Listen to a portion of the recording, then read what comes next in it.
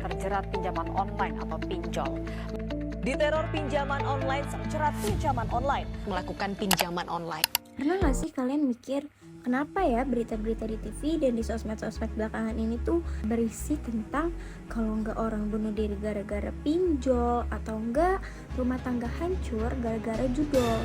Fenomena ini benar-benar lagi menjajah masyarakat kita. Dalam hukum ekonomi Islam, hancurnya mental dan finansial kayak gini tuh udah diprediksi. Kenapa? Karena skema yang mereka pakai mengandung 3 racun utama, yaitu riba, goror, dan maisir.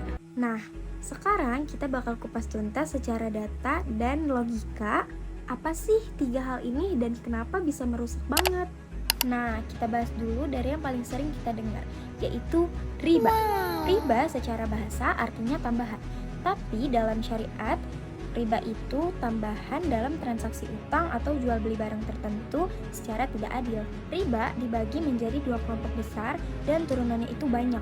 Mari kita bedah dari yang paling relate dengan disebut kehidupan riba. kita. Riba dalam pinjaman terjadi jika orang yang memberikan pinjaman mensyaratkan kelebihan saat bayar hutang. Misalnya, di dalam akad pinjaman uang 1 juta, ada syarat pengembaliannya 1.200.000. 200.000 ini riba. Imam An-Nawawi mengatakan, apabila disyaratkan dalam akad hutang adanya tambahan atau manfaat, maka hukumnya haram berdasarkan ijma kaum muslimin. Jika tidak disyaratkan, maka bukan riba. Tambahan yang disyaratkan di awal tadi itu namanya riba koret.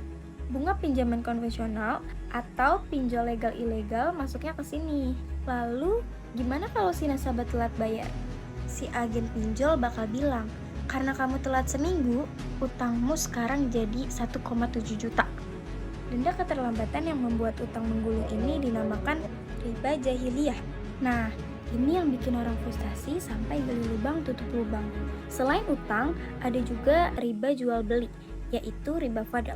Ini terjadi kalau misalnya kita menukar barang sejenis tapi beda takaran.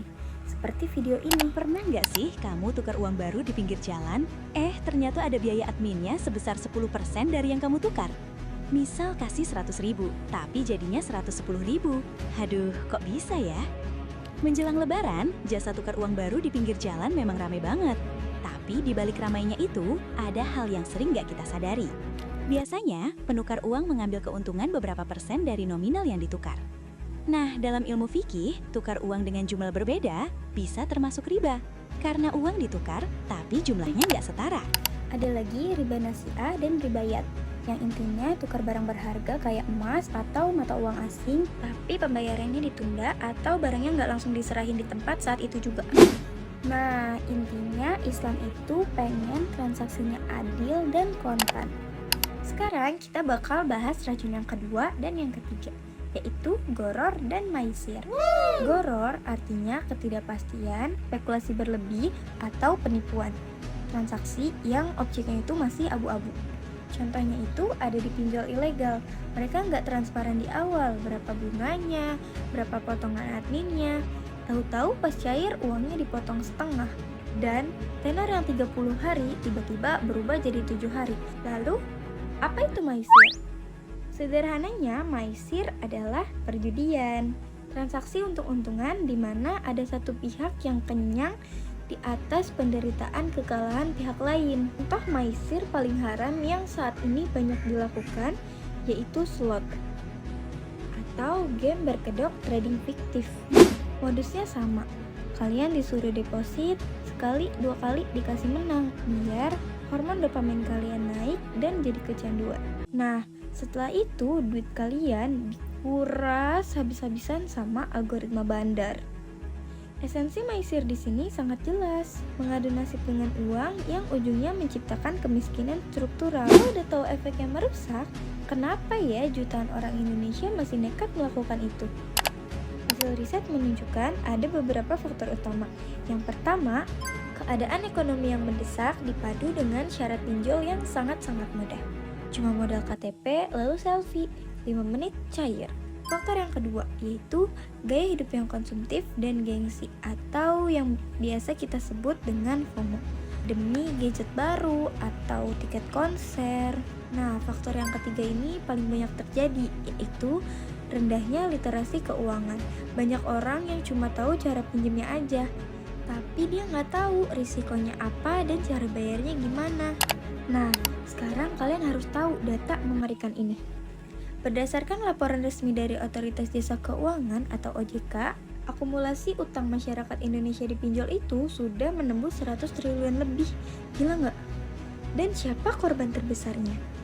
Data dari Satgas Pasti OJK menunjukkan hampir 74% korban pinjol ilegal dan bermasalah adalah anak muda usia 16 sampai 35 tahun. Generasi produktif kita saat ini justru banyak yang terjebak utang dan skor kreditnya hancur, bahkan sebelum mereka punya karir dan beli rumah.